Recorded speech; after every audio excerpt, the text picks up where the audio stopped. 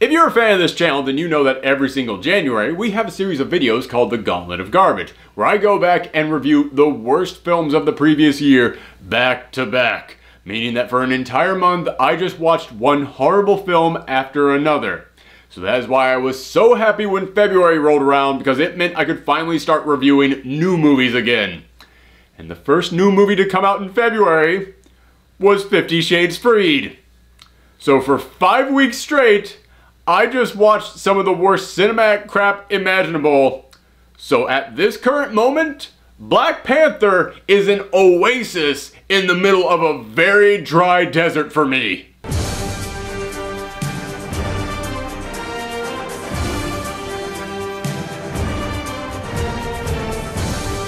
Black Panther is the 18th film in the Marvel Cinematic Universe, and so far it's got all the signs of being another Marvel classic.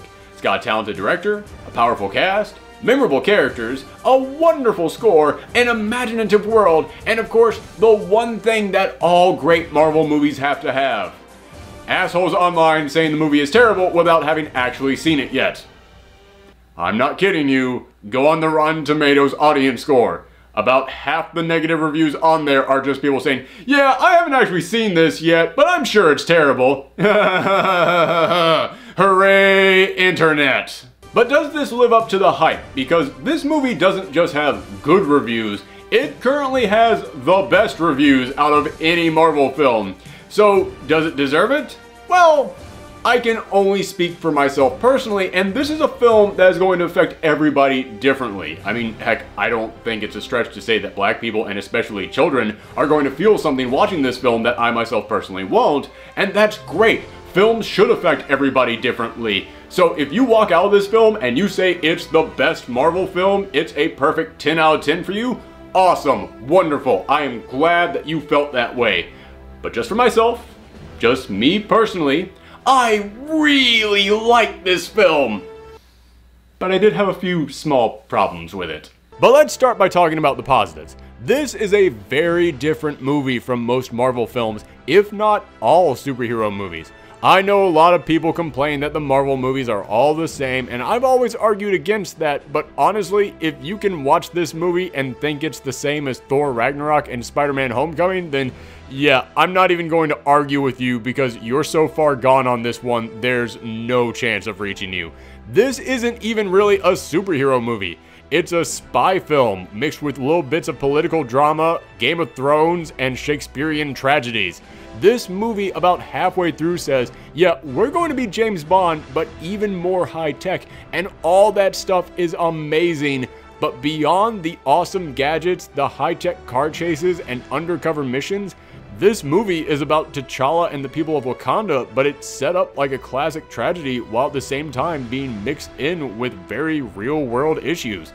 This is basically Hamlet, complete with talking to the ghost of your father, and it's more than willing to build up dramatic moments and revelations between characters and just let that drama sit there. It doesn't come in here with a bunch of jokes to break up the tension. When this movie wants to delve into serious topics and deep moments for our characters, yeah, it does just that, and it isn't afraid to hold on it. And speaking of serious issues, this movie has a message to it. And don't get me wrong, I've actually argued that a lot of the Marvel films have messages to them. It's just that they use jokes and metaphors to sell those messages and make them more audience friendly. And based on a lot of the critiques that I've seen people have about the Marvel films, it feels like because Marvel does that, a lot of those messages just tend to fly right over people's heads. So it feels like this was the film where Marvel just got fed up and said, alright, you're still not getting this?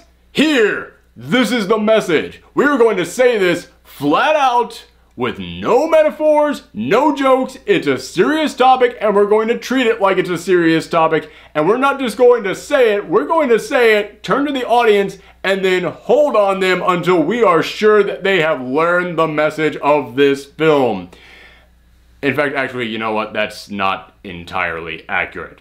I should have said messages, because this movie covers a lot of topics, and it brings them all together kind of beautifully.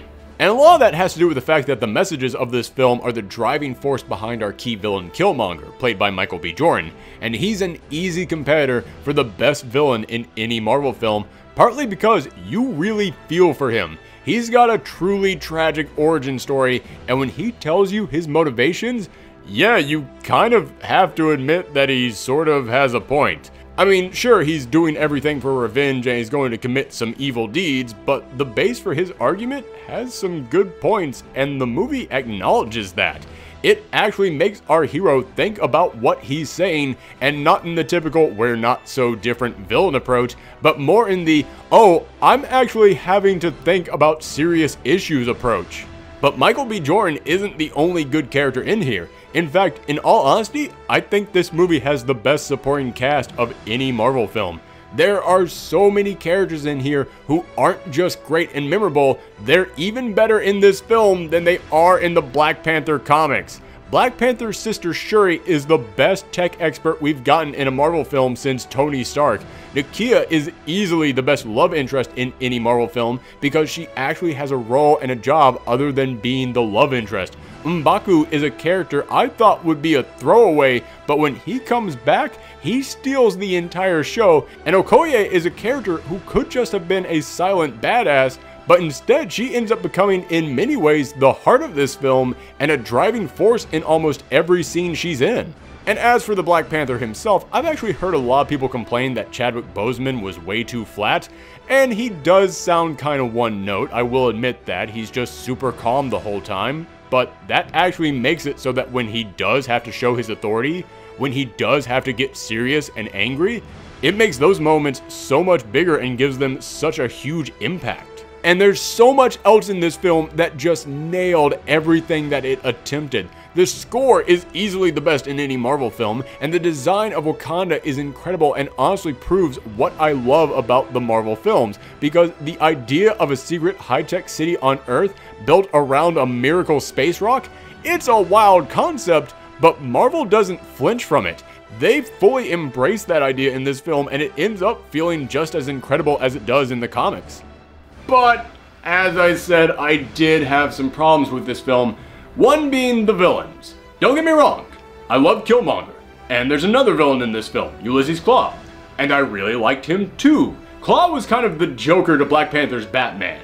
He was just crazy, and I was okay with that because Andy Serkis sold it. However, Klaue is just there for fun. Killmonger has a point. And yes, there is a reason for the two of them to be in this film. There is a reason for the two of them to work together and to share screen time.